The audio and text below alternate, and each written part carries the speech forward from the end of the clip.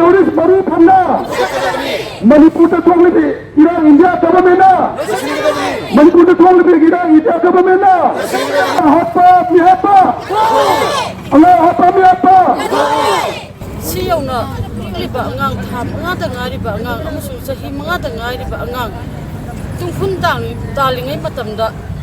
koki terrorist singna khang khangaudana bom langsalakpa maram maduna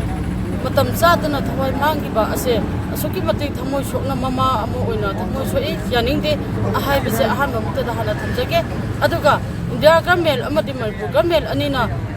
sanapiri balila asikarino masi mama obi ko pejadre yamna maramdi karigino harakanda asokura pamatamse haugi 2023 gi mi gi tang ahumdagi satharaliba sathira pa thodok kayada nakal animak mi chapmana ba mi de ye biraktaba haibati koki buna koki hariba furup ase khujo khara khaktane haidana ekoi laujai maram maduna koki buna saugalaga thambiba maitei furup buna ngahak leitana hauja ꯑꯩꯈꯣꯏꯒꯤ ꯍꯥꯠꯄꯒꯤ ꯊꯕꯛ ꯆꯠꯊꯔꯛꯄꯁꯦ India government ꯑꯃꯁꯨꯡ ꯃꯅꯤꯄꯨꯔꯗ ꯄꯥꯟꯕꯤꯔꯤꯕ government ꯑꯅꯤꯅ ꯑꯊꯨꯕꯗ ꯃꯁꯤ ꯂꯣꯏꯁꯤꯟꯕꯤꯌꯨ ꯃꯁꯤ ꯇꯧꯕꯤꯒꯅꯨ ꯃꯃꯥ ꯑꯣꯏꯕꯤ ꯑꯩꯈꯣꯏꯅ ꯊꯃꯣꯏ ꯁꯦꯡꯅ ꯑꯩꯈꯣꯏꯅ ꯃꯤꯗꯤꯌꯥꯒꯤ ꯊꯣꯡꯗ ꯑꯩꯈꯣꯏꯅ ꯍꯥꯏꯖꯔꯤ ꯂꯩꯈꯤꯗ꯭ꯔꯕ ꯏꯆꯥꯁꯤꯡ ꯑꯃꯗꯤ ꯍꯥꯏꯔꯤꯕ ꯏꯆꯥꯁꯤꯡꯁꯦ ꯁꯤꯕꯗ ꯌꯥꯅꯤꯡꯗꯦ ꯍꯥꯏꯗꯨꯅ ꯑꯩꯈꯣꯏꯅ ꯈꯣꯡꯖꯪ ꯆꯪꯁꯤꯜꯂꯨꯕ ꯃꯤꯑꯣꯏꯕꯁꯨ ꯇꯝꯊꯤꯅ ꯃꯌꯥꯡ ꯁꯤꯐꯥꯏꯁꯤꯡ ꯅꯦꯛꯂꯒ ꯃꯣꯏꯒꯤ ꯈꯨꯠꯊꯥꯡꯗ thawai mangan biba aso apan nangan biba mase ekoi thamoi sokna yaningde masi makha tabada masi tawbiganu amasung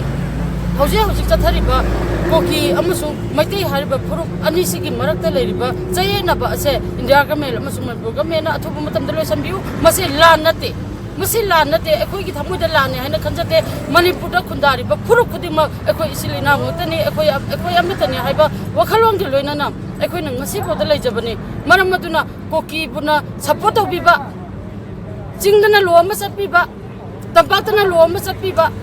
ꯂꯩꯖꯔꯤꯕ ꯏꯆꯤꯜ ꯏꯅꯥꯎ ꯇꯝꯄꯥꯛꯀꯤ ꯃꯩꯇꯩ ꯍꯥꯏꯕ ꯐꯨꯔꯨꯞꯄꯨꯅ ꯑꯩꯈꯣꯏ ꯄꯤꯁ ꯑꯣꯏꯔꯦ ꯑꯩꯈꯣꯏ ꯃꯅꯤꯄꯨꯔꯗ ꯑꯩꯈꯣꯏ ꯏꯔꯥꯡ ꯂꯩꯇ꯭ꯔꯦ ꯑꯩꯈꯣꯏ ꯁꯥꯟꯇꯤ ꯑꯣꯏꯔꯦ ꯅꯣꯏꯅ ꯌꯨꯝꯗ ꯆꯪꯉꯣ ꯍꯥꯏꯗꯨꯅ ꯂꯣꯏꯅ ꯇꯥꯟꯁꯤꯟꯕꯤꯔꯕ ꯃꯇꯨꯡꯗ ꯏꯈꯪ ꯈꯪꯍꯧꯗꯅ ꯕꯣꯝ ꯀꯔꯤꯒꯤꯗꯃꯛꯇ ꯂꯪꯁꯤꯟꯕꯤꯔꯛꯄꯅꯣ ꯀꯔꯤꯒꯤꯗꯃꯛꯇ ꯇꯨꯝꯂꯤꯕ ꯏꯆꯥꯁꯤꯡ ꯍꯥꯠꯄꯤꯕꯅꯣ isasing hatpadu yaninde haiduna khongjang changsilliba isasing bauda moina minusi leitana mayang siba nelaga hatpiba natro masi ekoi mama moina ekoi thamoi sokna yaningde masi ekoi condemn tawi magonda